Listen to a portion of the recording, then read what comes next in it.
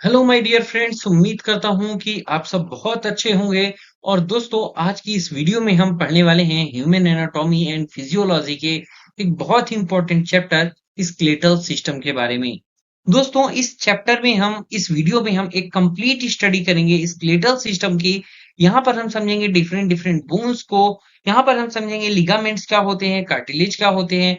साथ ही साथ में हम डिस्कशन करेंगे इनके स्ट्रक्चर एंड फंक्शंस के बारे में। तो चलिए शुरू करते हैं।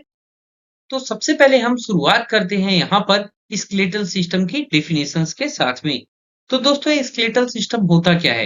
ये जो स्केलेटल सिस्टम होता है, ये बॉडी का इंटरनल फ्रेमवर्क होता है, जो कि बोन, कार्टिलेज और लिगामेंट से मिलकर के बना होता है। अब हम यहाँ पर समझेंगे कि बेसिक तरीके से हम और आसान तरीके से यदि मैं कहूँ, तो ये होता क्या है? तो ये एक तरीके का एक ढांचा होता है जिसपे हमारी पूरी की पूरी बॉडी डिपेंडेंट होती है। अब ये कैसे होता है सर? तो आप देखेंगे सर कि जो बिल्डिंग होती है, उसमें रॉड भी लगता है, सरिया लगता है ना? उसमें सीमेंट भी लगती है और उसमें बहुत सारा रेता यानी कि बालू वगैरह भी लगता है। सेम उसी तरीके से जो हमारे बॉडी का स्केलेटल सिस्टम होता है, उसमें बोन्स का बहुत इंपॉर्टेंट रोल होता है। उसमें बोन्स लगती है, उसमें कार्टिलेज होते हैं, उसमें लिगामेंट्स होते हैं। अब ये बोन, कार्टिलेज, लिगामेंट ये है क्या? तो इसके बारे में हम आगे स्टडी करेंगे। ठीक है, और उनके हम स्ट्रक्चर भी देखेंगे कि ये देखने में कैसे दिखते हैं। लेकिन अभी हम इसको और अच्छे से समझते हैं कि ये स्केलेटल सिस्टम करता क्या है। तो दोस्तों, ये जो स्केलेटल सिस्टम होता है, ये एक स्ट्रक्चरल सपोर्ट प्रोवाइड करता है। और साथ ही साथ में जो हमारे मूवमेंट्स होता है बॉडी में, यानी कि हम हाथ पैर को अपने हिला डुला पाते हैं। हम जैसे सोचें कि ये जो हमारा हाथ है, ठीक है, ये हमारा हाथ मुड़ जाए या हम किसी चीज को उठा लें, तो इसमें एक मूवमेंट लगता है ना। तो ये लगेगा कैसे? यदि हमने बैठे बैठे सोच लिया सिर्फ कि नहीं नहीं, मैं अपने हाथ पे से मोड़ लेता हूँ, तो कैसे मोड़ पाऊंगा मैं? तो वो एक जो मूवमेंट होता है, वो होता है किसके थ्रू? वो होता है लिगामेंट्स के थ्रू। उसमें कार्टिलेज का भी रोल होता है। तो इन चीजों के लिए भी जो होता है, तो स्केलेटल सिस्टम हेल्प प्रोवाइड करता है। साथ ही साथ में जो वाइटल ऑर्गन्स होते हैं, अब सर पूछेगी कि वाइटल ऑर्गन्स क्या होते हैं? तो सर, जो वाइटल ऑर्गन्स होते हैं, उसमें हमारा आता है हार्ट, उसमें हमारा आता है किडनी, उसमें आप देखोगे तो लीवर भी इंक्लूड कर लो, या आप देखोगे तो हमारा ब्रेन होता है। क्योंकि ब्रेन को क्या करते हैं, पूरी तरीके से प्रोटेक्शन मिला होता है। ठीक है, स्कल का उसी तरीके से हम देखेंगे, जो हमारे हार्ट होता है, उसको भी चारों तरफ से प्रोटेक्शन मिला होता है, जिसकी वजह से उसमें किसी भी टाइप का डायरेक्ट चोट ना लगे। जैसे आप बाइक से जा रहे हैं, या आप ऐसे समझिए कि आप पैदल जा रहे हैं, आप कहीं पर किसी गड्ढे में थोड़ा सा आपका पैर लड़खड़ा गया और आप गिर गए तो डायरेक्ट जो चोट होती है वो हमारे हार्ट पे नहीं लगती, हमारे डायरेक्ट ब्रेन पे नहीं लगती। बाइक से गिरोगे तो ऑब्वियस सी बात है कि मे बी चांसेस है, यदि आप हेलमेट नहीं यूज कर रहे हो या यूज भी कर रहे हो, वो एक अलग कंडीशन है। तो यदि मान लो आप गिरे, तो वहां पर चांसेस है कि आपके ब्रेन में चोट लगे। लेकिन यदि आप पैदल जा रहे हो, आपको किसी ने हल्के से धक्का दे दिया, तो वहां पर डायरेक्ट चोट आपके हार्ट या ब्रेन में नहीं लगेगी। ठीक है, क्यों? क्योंकि उनके चारों तरफ एक हड्डियों का एक सांचा होता है, हम आसान सी भाषा में समझे तो, जो कि उनको प्रोटेक्ट करता है। उनको क्या कहते हैं, वो हम आगे डिस्कशन करेंगे। ठीक, अब इसके अलावा सर, ये स्केलेटल सिस्टम का काम क्या है? ये बोन और क्या करती है? तो सर, ये जो बोन होती है, यहीं पर हमारे ब्लड सेल्स का प्रोडक्शन होता है। यानी कि जो रेड ब्लड सेल्स होती हैं, जो व्हाइट ब्लड सेल्स होती हैं, उनका फॉर्मेशन भी हमारी बोन्स में ही होता है। इसके अलावा जो मिनरल्स होते हैं, उनके स्टोरेज के लिए भी हमारा स्केलेटल सिस्टम काम करता है। ठीक है, और इसके अलावा यदि हम देखें, इसके अलावा दोस्तों यदि हम देखें कि जो हमारी बोन्स होती है, यदि आप देखेंगे तो हमारी जो बोन्स है, कैल्शियम, फास्फोरस और भी कई टाइप के मिनरल से मिलकर के बनी होती है। तो वो सारी चीजें भी हमारी बोन में ही स्टोर होती हैं। तो हम समझते हैं कि ये बोन होती क्या है। ठीक है, तो जो बोन्स होती हैं, ये एक टाइप का रिजिडिटी से प्रोवाइड करता है हमारी बॉडी को।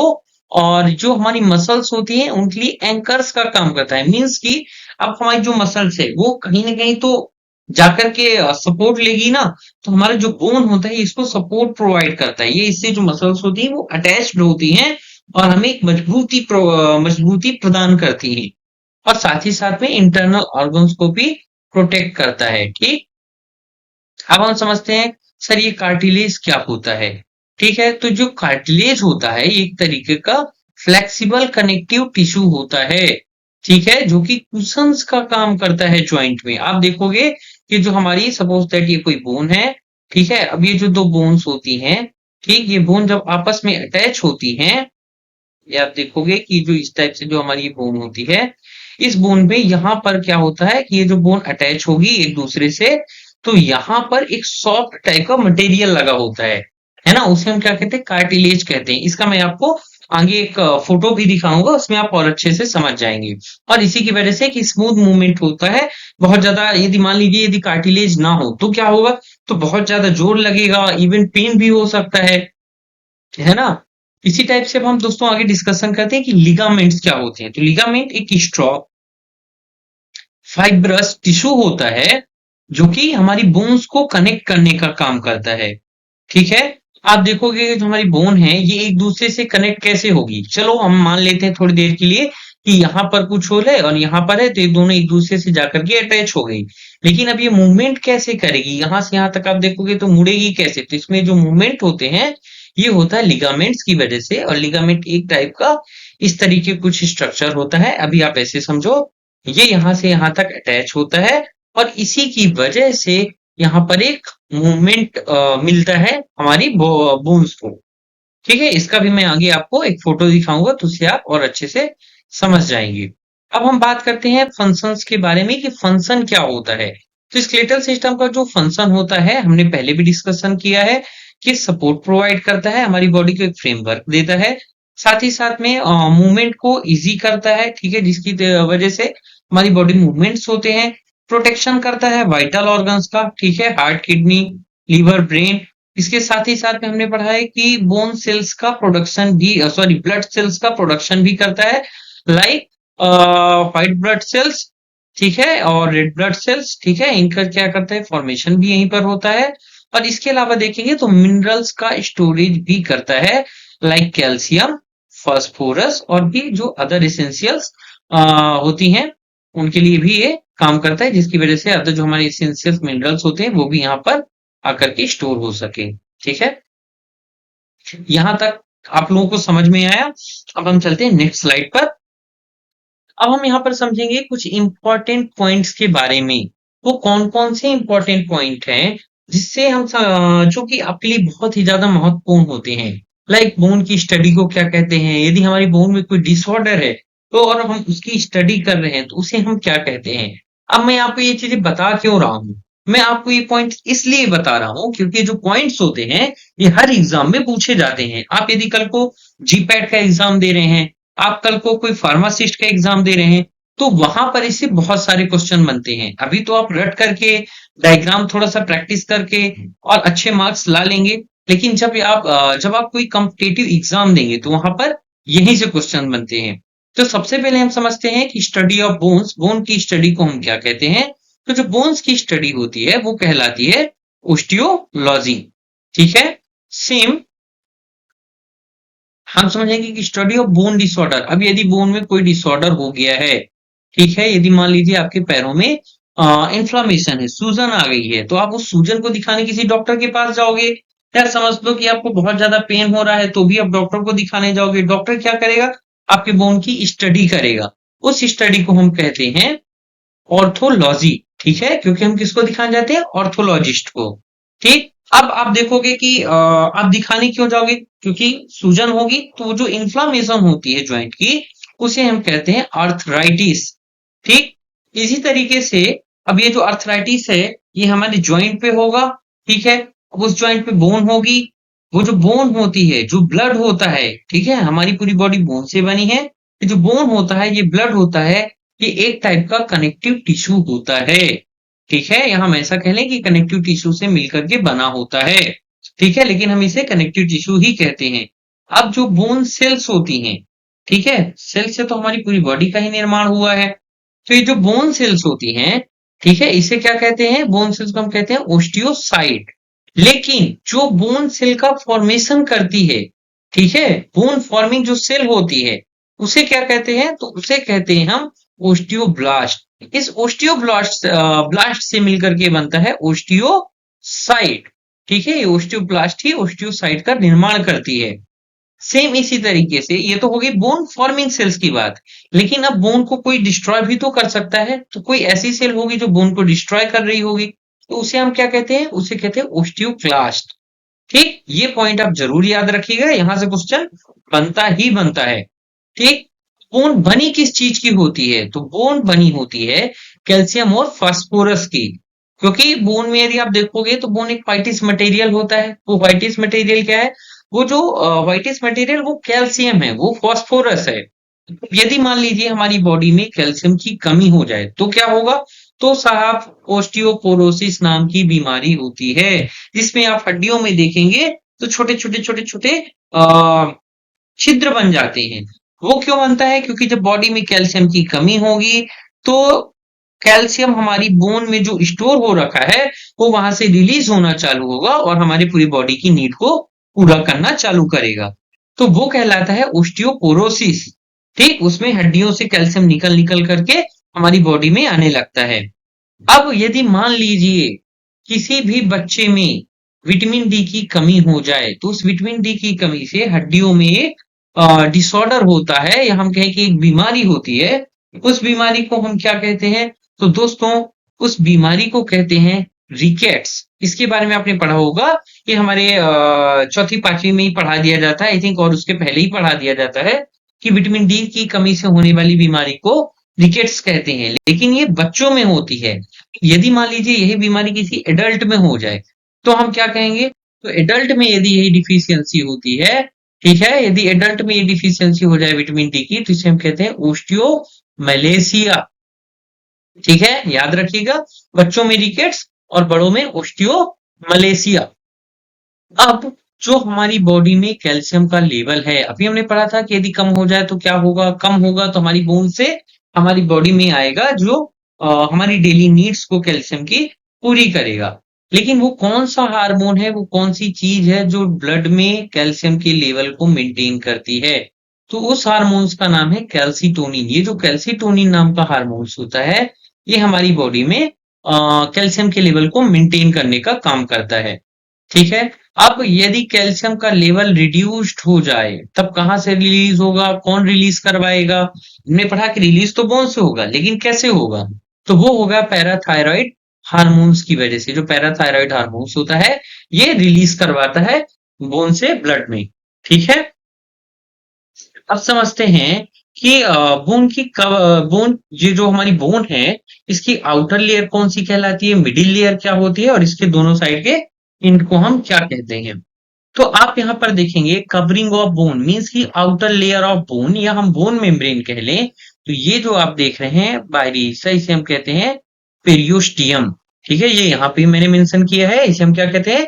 पेरियोस्टियम कहते हैं। और इसके ठीक नीचे की जो लेयर होती है ये कहलाती है, ये वाला जो इसकी ये वाला जो हिस्सा है, ये आप यहाँ पर देख रहे होंगे, ये वाला हिस्सा क्या कहलाता है? ये कॉम्पैक्ट बोन बोला जाता है। और ये जो पूरा का पूरा हिस्सा है इसे हम कहते हैं इपिफाइसिस।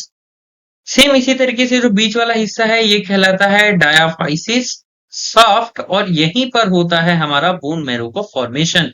ये जो आप देखेंगे ये जो मैरो कैविटी है, इसी मैरो कैविटी में बोन मैरो का फॉर्मेशन होता है और इसे हम मेडुलरी कहते हैं। अब ये जो लेफ्ट साइड का एंड है इसे कहा जाता है इपिफाइसिस हेड। ठीक है, यहां पर ये जो सेकेंड लेयर आपको दिख रही है ब्लू कलर की, इसे कहते हैं आर्टिकुलर कार्टिलेज। ठीक है, ये क्या करता है? सॉफ्ट मूवमेंट कराता है। ये आप यहाँ पर देखेंगे, ये जो व्हाइटिश मटेरियल है, ये आपको पूरा व्हाइटिश मटेरियल दिख रहा होगा, है ना? हमने पढ़ा था कि पिछली साइड में कि ये कुशन टाइप का वर्क करता है। ठीक है, ये एक सॉफ्ट मटेरियल होता है जिसकी वजह से बहुत ही आसानी से बोन्स में मूवमेंट होते हैं। ठीक, और ये वाला जो हिस्सा है ये आप यहाँ पर देखिएगा, इसे हम कहते हैं कैंसिलस बोन। ठीक है,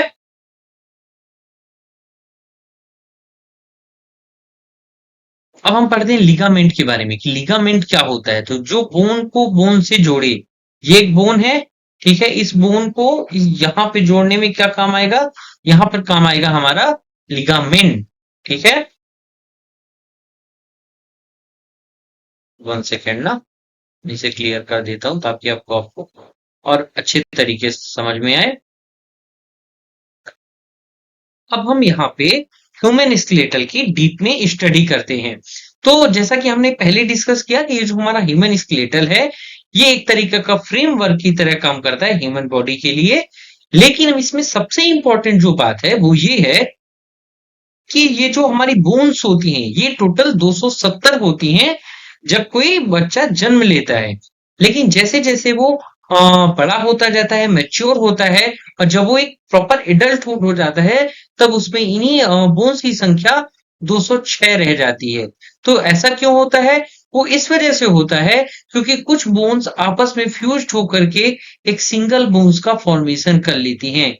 मेरे कहने का मतलब है कि 270 में से कुछ हड्डियां ऐसी होंगी जो आपस में एक दूसरे से जुड़ती जाएंगी जैसे जैसे बॉडी एडल्ट होती जाएगी और अंतिम में 206 हड्डियां ही बचती हैं। ठीक है। अब एक यहाँ पर सबसे ज्यादा जो ध्यान देने वाली बात है वो ये है कि हमारी जो बॉडी का टोटल वजन होता है उसमें लगभग 14% यानी कि 14% जो वेट होता है वो हड्डियों का होता है। और यदि एक ऑन एन एवरेज यदि किसी एक एडल्ट में देखा जाए तो टोटल 10 से 11 किलोग्राम जो होता है वो कैल्शियम होता है। ठीक है, जो कि हमारी बोन्स में डिपॉजिट होता है। यदि आपने कभी किसी का देखा होगा कि जब बॉडी को अंतिम संस्कार होने के बाद वो जो राख बचती है ना ऐश, आप उसमें देखो पूरा व्हाइटिश मटेरियल होता है।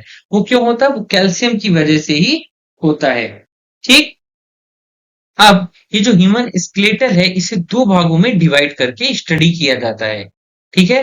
पहला होता है एक्सियल स्केलेटल यानी कि लॉन्गिट्यूडनल। यदि हम इसकी ऐसी स्टडी करेंगे ऊपर से नीचे की तरफ बिल्कुल तो हम इसे कहेंगे लॉन्गिट्यूडनल यानी कि एक्सियल स्केलेटल। ठीक है। और यदि हम इसे ऐसे ठीक है लेफ्ट टू राइट है ना बाएं से दाएं यदि हम स्टडी करेंगे तो हम इसे कहेंगे अपेंडिकुलर स्केलेटल। ठीक है। जैसे कि इसमें आप देखोगे तो ये अपर लिम्स आ जाता है, आपके हाथ आ जाते हैं। ठीक है। लोअर लिम्स आ जाता है यानी कि पैर आ जाएगा पूरा। ठीक। तो इसकी स्टडी जो होती है ये कहलाती है अपेंडिकुलर। और यदि हम यहाँ पर देखेंगे वर्टिब्रल कॉलम की रिब केज की स्टडी तो वो आ जाएगा एक्सियल स्केलेटल में। अब हम बात करते हैं यहाँ पर वन बाय वन की एक्सियल स्केलेटल क्या है और फिर हम बात करेंगे यहाँ पर अपेंडिकुलर स्केलेटल की। तो जो हमारा एक्सियल स्केलेटल होता है इसमें टोटल 80 बोन्स होती हैं यानी कि 80 बोन से मिलकर के पूरा का पूरा एक्सियल स्केलेटल सिस्टम बनता है।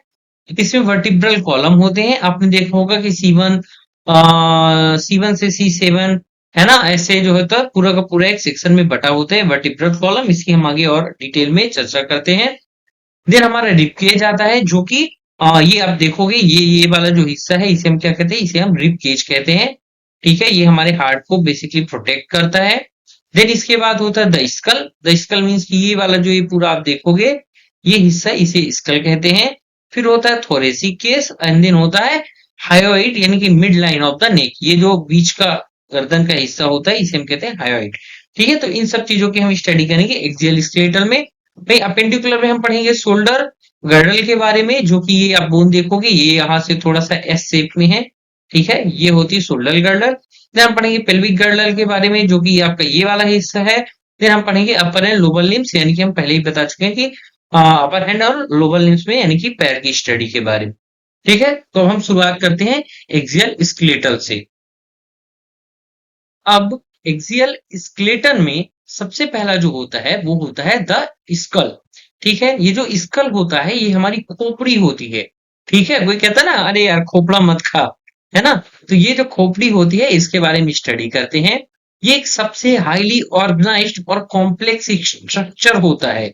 ठीक है। इसमें 22 बोन्स होती हैं। ठीक है। 22 बोन से मिलकर के पूरा का पूरा बना होता है और इसे हम क्रेनियल बोन्स कहते हैं। ठीक है। ये जो क्रेनियल बोन्स वाला हिस्सा होता है यानी कि यदि आप इसे केवल यहां से देखोगे ठीक है यदि इतने से देखोगे ये वाला जो हिस्सा है पूरा इसे हम कहेंगे क्रेनियल बोन्स। इसमें अभी हम अपने जो फेस बोन होती है इसको नहीं रखेंगे। ठीक है। फेस बोन को मिलाकर के 22 हो जाएंगी। लेकिन यदि हम केवल और केवल क्रेनियल बोन्स के बारे में पढ़े तो क्रेनियल बोन्स टोटल 8 होती हैं जिसमें कि आप देखोगे दो पैराइटल होती हैं। ये जो हमारी पैराइटल बोन है ठीक है ये दो होती है। अभी आपको एक साइड का दिख रहा है आगे चल के हम एक वीडियो भी दिखाएंगे जिसमें आपको दोनों साइड का दिखेगा। तो हमारी बॉडी में ये देखा जाए यदि हमारे स्कल में देखा जाए तो दो पैराइटल सेल होंगी दो टेम्पोरल बोन होंगी। ये आप देखोगे यहाँ पर ये टेम्पोरल बोन है दोनों कान के ऊपर होंगी। ठीक। देन एक फ्रंटल बोन होती है, ये आप यहाँ पर देखोगे एक फ्रंटल बोन है। देन इसके बाद आप देखोगे एक ऑक्सीपिटल है, ये जो पीछे की तरफ वाला हिस्सा होता है इसे हम कहते हैं ऑक्सीपिटल बोन, ठीक है। फिर होती है इथमॉइड बोन, ये जो इथमॉइड बोन होती है ये हमारे आंख के पीछे का हिस्सा है, ये यदि आप यहाँ पर देख रहे होगे, ठीक है। ये यहाँ पर आप देखोगे तो ये हमारे आंख के पीछे वाला हिस्सा जो है इसे हम कहते हैं इथमॉइड बोन। देन इसके बाद होता है स्पेनॉइड बोन, ठीक है। स्पेनॉइड बोन जो होता है वो ये वाला हिस्सा होता है, ठीक है। ये कहना चाहिए कान के थोड़ा सा आगे और आंख के थोड़ा सा पीछे, हम वीडियो में आगे इसको और अच्छे से देखेंगे, ठीक।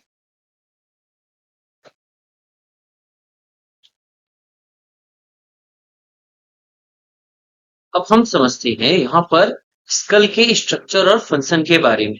तो जो हमारा स्कल होता है इसी को हम क्रेनियम कहते हैं, और ये जो क्रेनियम होता है ये हमारे हेड का स्केलेटल स्ट्रक्चर होता है, जो कि हमारा जो ब्रेन होता है, ठीक है, ये हमारे ब्रेन को प्रोटेक्ट करने का काम करता है। ब्रेन को प्रोटेक्शन देने के अलावा जो हमारा फेस होता है ये फेस को सपोर्ट भी प्रोवाइड करता है, ठीक है। तो ये जो मेन फंक्शन होता है वो यही है इसका, कि हमारे ब्रेन को प्रोटेक्ट करेगा और हमारे फेस को एक सपोर्ट प्रोवाइड करेगा, क्योंकि ये आगे चल करके सब डिवाइडेड हो जाता है फेशियल बोन में। अभी हमने जो डिस्कशन किया था, अभी हमने जो पढ़ा था, वो ये था कि स्कल है क्या और स्कल में कितनी बोन होती हैं, लेकिन उसमें हमने फेशियल बोन को छोड़ करके रखा था। लेकिन यही स्कल आगे चल के सब डिवाइडेड होता है फेशियल बोन में एंड ब्रेन केस में, ठीक है। तो हमने ब्रेन केस पढ़ लिया है, हमें आगे चल के क्या पढ़ना है, फेशियल बोन पढ़ना है, ठीक है। ये जो फेशियल बोन होती है ये फेशियल स्ट्रक्चर के नीचे होती है, ठीक है, और ये नेजल कैविटी से शुरू होती है, ठीक है। इसमें आई बॉल का जो इनफ्लो सिस्टम होता है, अभी मैं आपको दिखाऊंगा, वो भी इसमें इंक्लूड होता है। और ये क्या करता है, ये हमारे दांत को सपोर्ट देता है, जो हमारा अपर जॉ होता है और जो लोअर जॉ होता है ये सपोर्ट करता है, जो चमड़े होते हैं बेसिकली उनको सपोर्ट प्रोवाइड करने का काम करता है, ठीक है। ये एक तरीके का राउंडेड ब्रेन केस होता है जो कि प्रोटेक्शन देता है। अब यदि आप इसको वीडियो में देखेंगे तो कुछ इस टाइप का दिखेगा, मैं आपको। अब हम पढ़ते हैं फेशियल बोन के बारे में। तो जो हमारी फेशियल बोन होती है, इसमें मैक्सिला होता है, ज़ाइगोमैटिक होता है, मैंडिबल होता है। जो हमारा मैक्सिला होता है, ये हमारी दरअसल में इसमें 2 बोन्स होती हैं, ठीक है?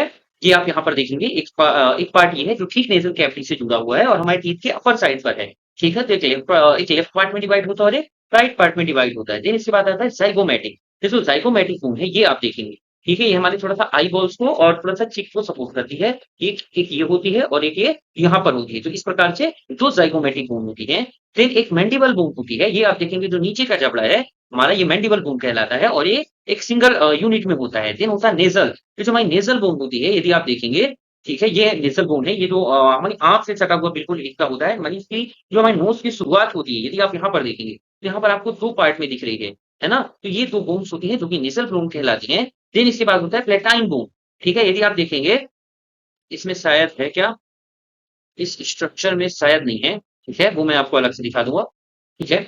तो 2 प्लेटाइन बोन्स होती हैं और 2 इंफीरियर नेज़ल पोंचा होता है, ठीक है? और इसी तरीके से 2 लैक्रिमल्स होते हैं, ठीक है? जो कि यहाँ पर आस-पास पाए जाएँगे, ठीक है? और एक वोमर बोन होती है, ठीक? ये वोमर बोन यहाँ पर आपको दिख रही है, बिल्कुल नाक की जो टिप होती है, जो बिल्कुल सामने का हिस्सा होता है ना? इसे हम क्या कहते हैं? इसे हम कहते हैं वोमर बोन, ठीक है? ये एक यूनिट पाई जाती है। तो इस तरीके से 2, 4, 5, 7, 9, 11, 13, 14 टोटल मिलाकर के 14 बोन होती हैं हमारे फेशियल बोन।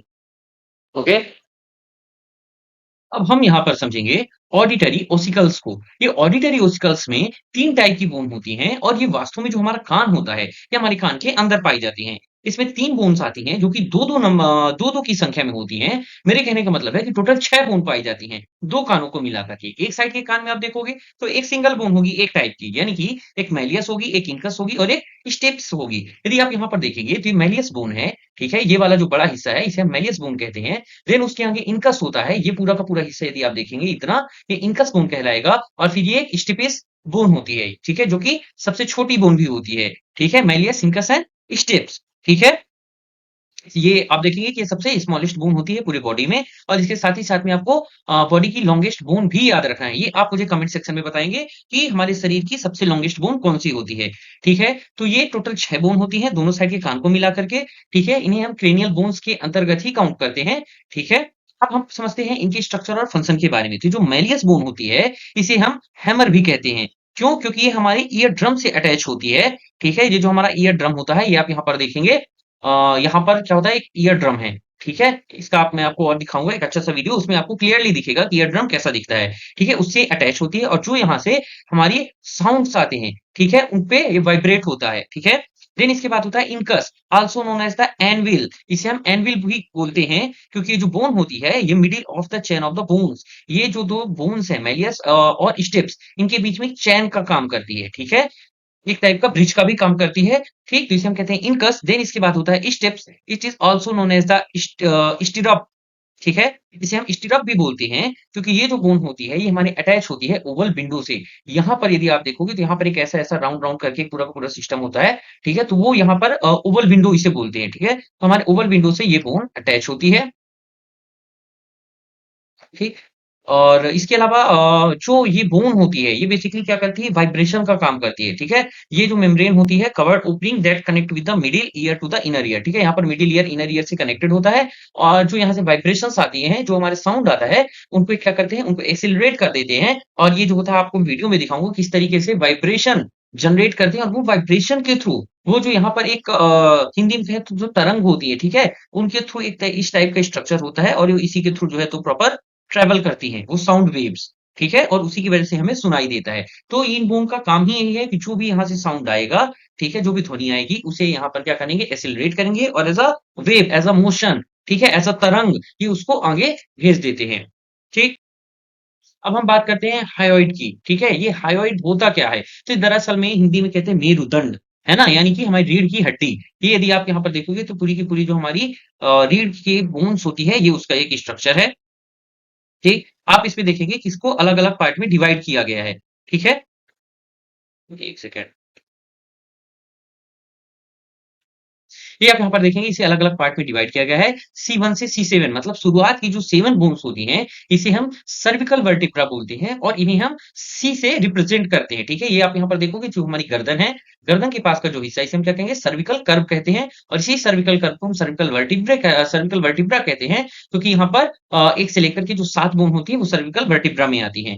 देन इसके बाद शुरू होता है थोरेसिक वर्टिब्रा और ये सबसे लॉन्गेस्ट पार्ट होता है। यदि आप यहाँ पर देखेंगे थोरेसिक वर्टिब्रा में तो इसमें टोटल 12 बोन पाई जाती हैं, जो कि हमारे ठीक गर्दन के नीचे से शुरू होगा और ये हमारे मिडल ऑफ द क्या कहते हैं जो हमारा पीठ होती है पूरी, ठीक है? इसे कवर करता है, ठीक? इसमें जो होती है 12 बोन्स होती हैं, देन इसके बाद आता है लंबर वर्टिब्रा। लंबर वर्टिब्रा पीठ के ठीक नीचे से शुरू होता है और कमर के ठीक ऊपर तक का हिस्सा कहलाता है। इसे हम लंबर कर्व भी कहते हैं और इसमें 5 बोन पाई जाती हैं, जिसे हम L1 से लेकर के L5 तक रिप्रेजेंट करते हैं। देन उसके बाद आता है सैक्रम एंड कोकिक्स, ठीक है? कोकाइक्स होता है, यहाँ पर आप देखेंगे तो यहाँ पर भी 5 बोन होती हैं, जो कि S1 से लेकर के इन्हें S5 तक रिप्रेजेंट किया जाता है। कोकाइजियल वर्टिब्रा भी हम इसे बोलते हैं, ठीक है?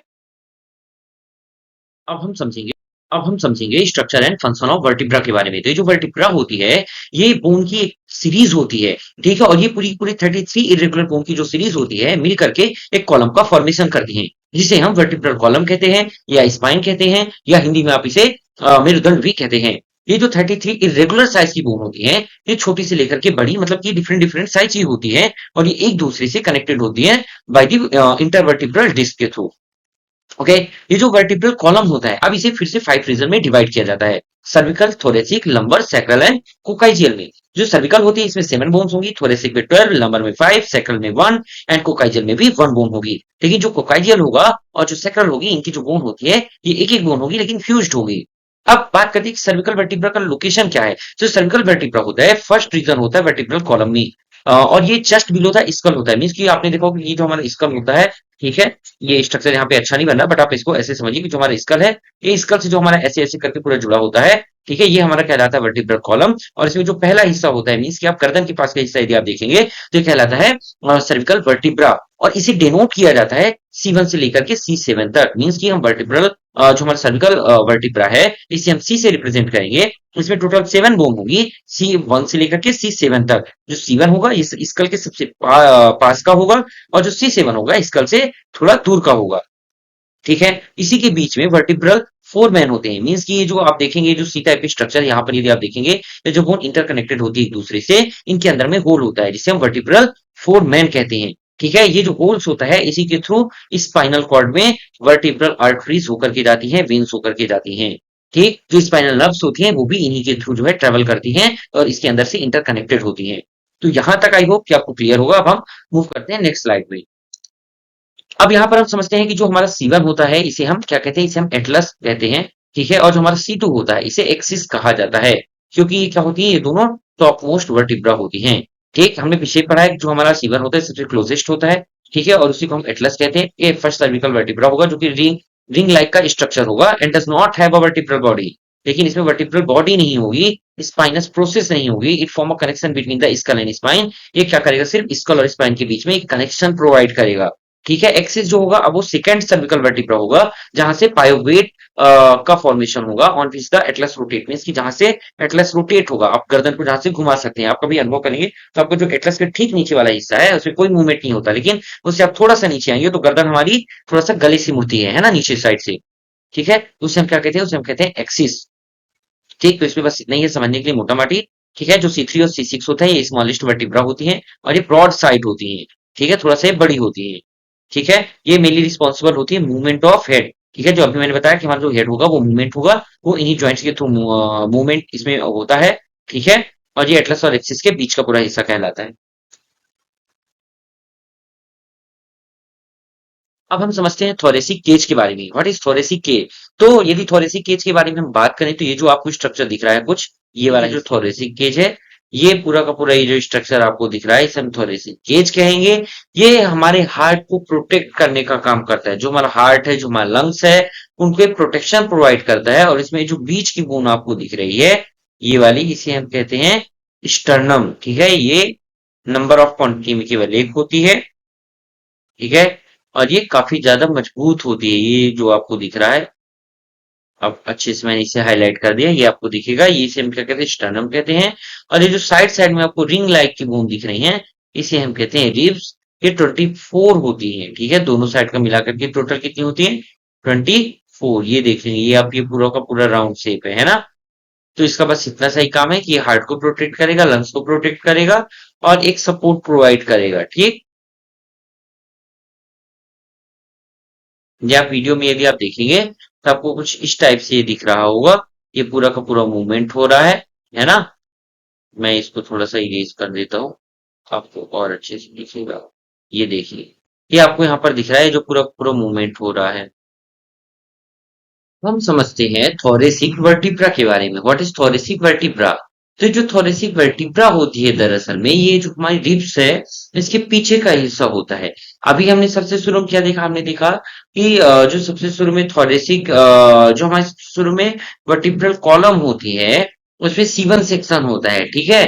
फिर उसके जस्ट नीचे वाला जो हिस्सा होता है उसे हम क्या कहते हैं, थोरेसिक वर्टिब्रा कहते हैं।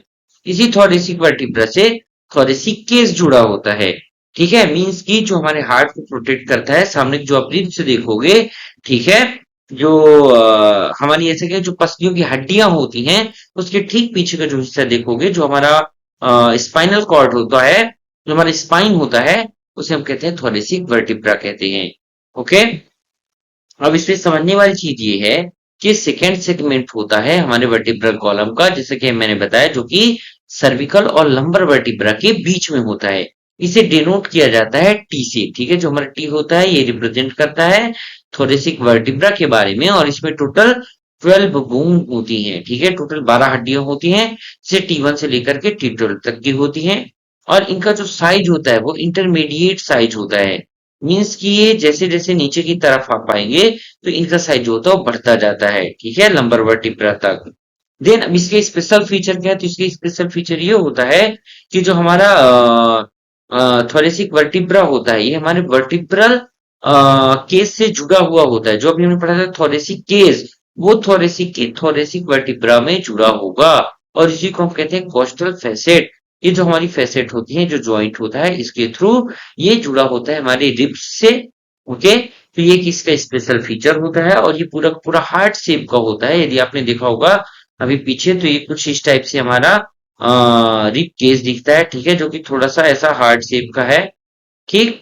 और ये इससे जुड़ा हुआ होता है। और इसका जो अंदर का हिस्सा होता है जिसे हम कहते हैं इंटीरियो पोस्टीरियर हिस्सा, वो कैसा होता है, ब्रॉड होता है साइज में। ओके।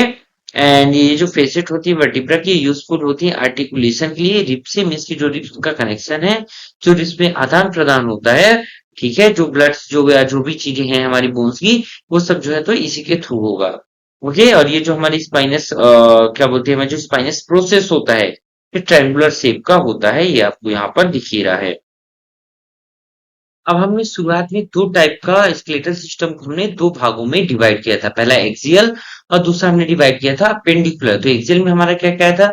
एक्सियल में हमारा ये पूरा पूरा स्कल आ गया था। एक्सियल में हमारी रिब केज आ गई थी। एक्सियल में हमारा पूरा जो बैक बोन है, हम जिसे कह लें कि वर्टिब्रल कॉलम है, ये हमारा पूरा आ गया था एक्सियल में। अब हमको पढ़ना है अपेंडिकुलर स्केलेटल। अपेंडिकुलर स्केलेटल में क्या आएगा? तो हमारा जो हाथ है, जो हमारा ऐसा है, जो कि एक बोन दूसरे से लटकी हुई है, ठीक है।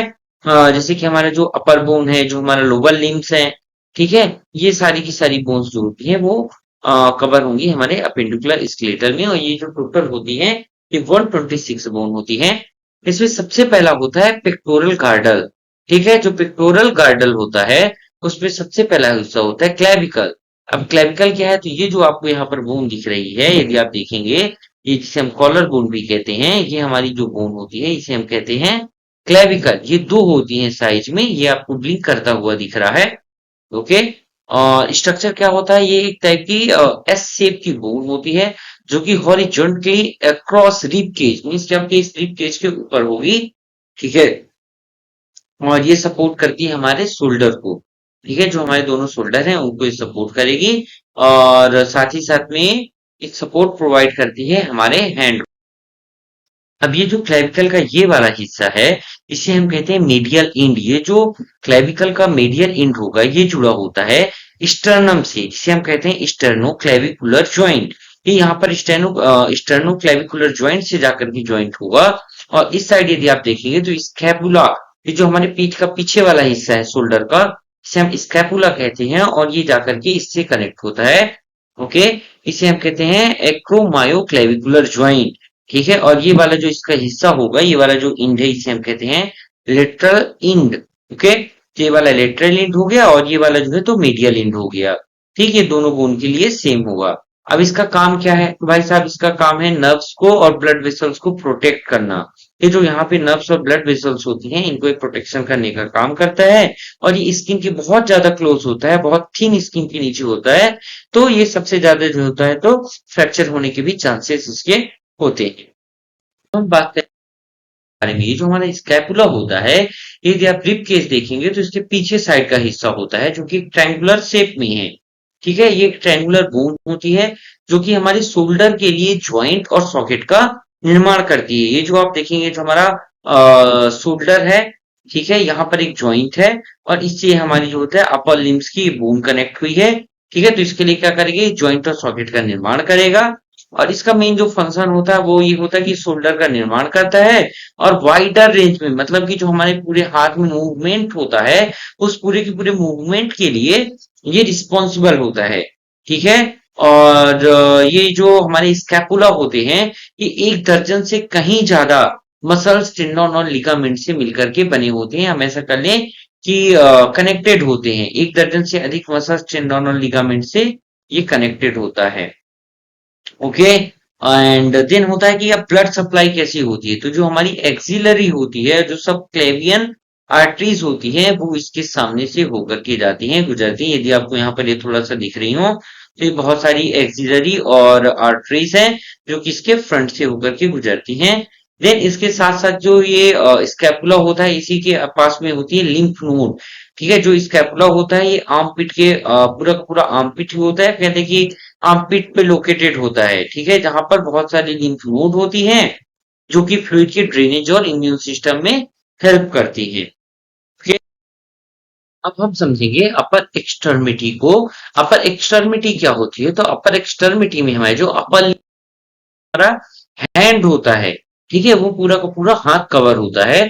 अब इसमें क्या होती है? इसमें मेनली तीन बोन होती हैं। कौन कौन सी? ह्यूमरस, रेडियस एंड अल्ना, ठीक है। अभी मैं पंजे की बात नहीं कर रहा हूँ, अभी जो हाथ का पूरा पंजा है आपका, इसको यदि हम छोड़ दें तो हमारी तीन बोन होती हैं। सबसे ऊपर की ये जो बोन आपको दिखाई देती है, ठीक है, हम इसे कहते हैं, इसे हम कहेंगे ह्यूमरस, ठीक है। देन उसके बाद वाली ये वाली बोन होती है, ये कहलाती है रेडियस, ठीक है। और ये वाली जो बोन होती है, इसे हम कहते हैं अल्ना, ठीक है।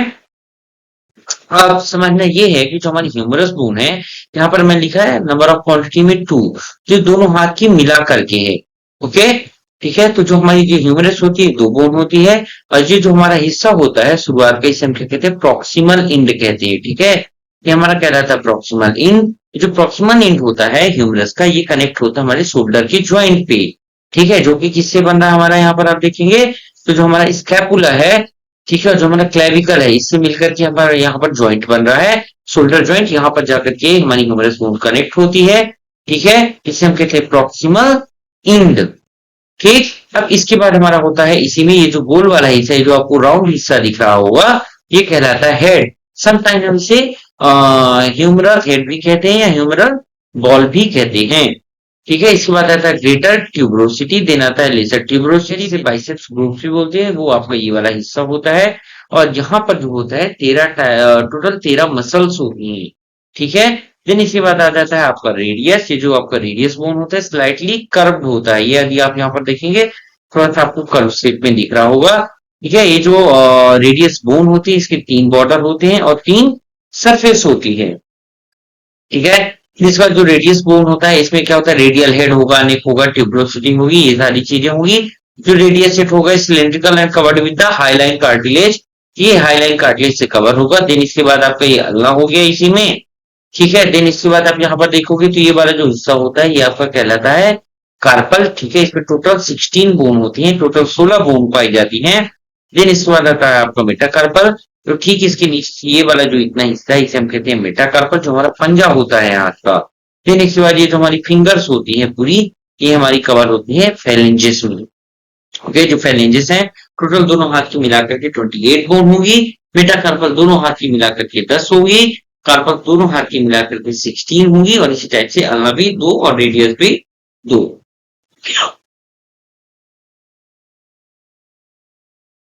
अब हम बात करेंगे पेल्विक गर्डल की। जो हमारा पेल्विक गर्डल होता है, ये आपका एक पूरा का पूरा ये एक ही बोन होता है, यदि आप देखेंगे तो, ठीक है। इसी से जुड़ा होता है हमारा लोअर लिम्स, मीन्स की जो हमारी पैर की बोन होती है, जो हमारी फीमर बोन होती है, ये भी हमारी पेल्विक से अटैच होती है, ठीक है। ये आप देखेंगे ये पूरा पूरा इससे अटैचमेंट है, ठीक है। इसे ही हम कोक्सल बोलते हैं, इसे इनोमिनेट भी बोलते हैं, अथवा बहुत ही आसान सी लैंग्वेज हम इसे हिप बोन भी कहते हैं, ठीक है। तो ये एक टाइप का पूरा फ्यूज्ड बोन होता है, ओके। फिर इसके बाद आता है लोअर एक्सट्रीमिटी। लोअर एक्सट्रीमिटी में आपके हमारे लोअर लिम्स आते हैं। लोअर लिम्स मीन्स कि हमारा जो पैर वाला हिस्सा है, ये हमारा पूरा का पूरा पैर हमारा लोअर लिम्स कहलाता है, और इसी को हम लोअर एक्सट्रीमिटी भी कहते हैं। इसमें आप देखेंगे तो जो सबसे ऊपर की बोन होती है, या आज ही हम बात करें जो हमारी सबसे पहली बोन होती है पैर की, वो फीमर बोन होती है, और इसे ही बॉडी की सबसे लॉन्गेस्ट बोन भी कहा जाता है।